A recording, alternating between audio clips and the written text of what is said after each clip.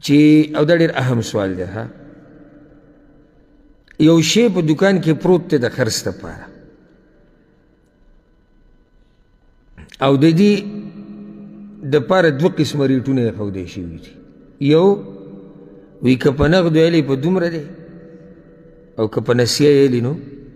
په دومره دی یا په کشتونو یې کالی تقسیط باندې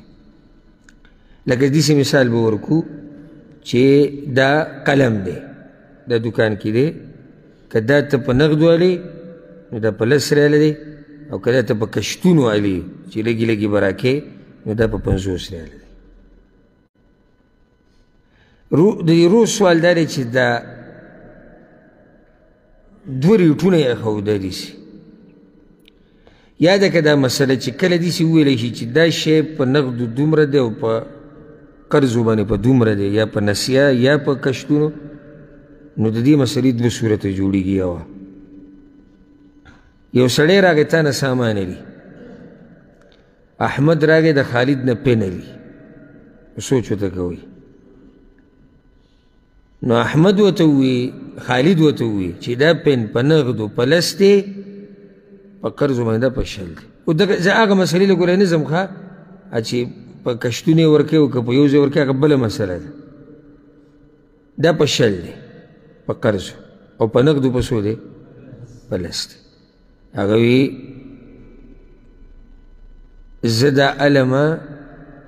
په قرضو اتفاق په څه وشو چې هغه څو دي 10 دي نو دا بیعه جایزه ده برابر ده ځکه چې ریټ معلوم دی سامان معلوم دی نیټه معلومه ده او سامان شتي هغه ځای کې صحیح شو دویم صورت دا دی احمد خالد ته وجي پن په څو دی وی په 10 په نغدو په 10 په قرض هغه وی مال یې راکه او لاړ سم خیال دی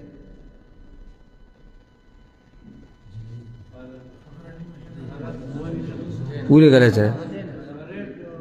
ریٹ باندې اتفاق ونه شو نه په څه شي اتفاق وشو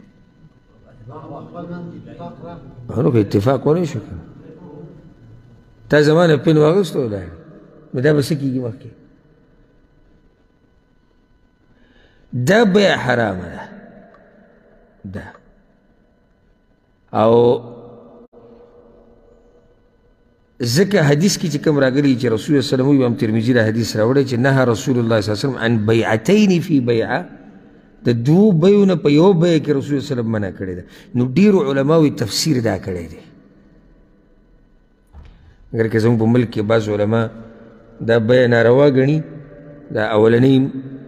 خو امام ترمذي رحمه الله دا حدیث په خپله راوړی دی او بیا څه وایي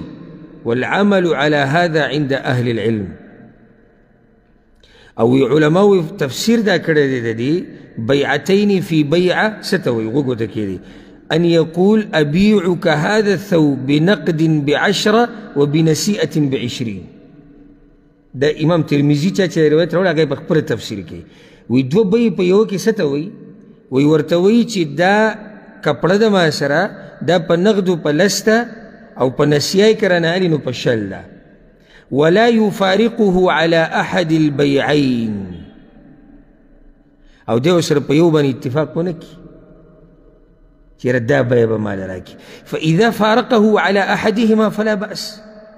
او که یوه پکې غوره کړي او په دقې ته به یې جدا شي نو بیا خو پکې وایي څه نشته هغه اولنی صورت چې ما تاسو ته وویل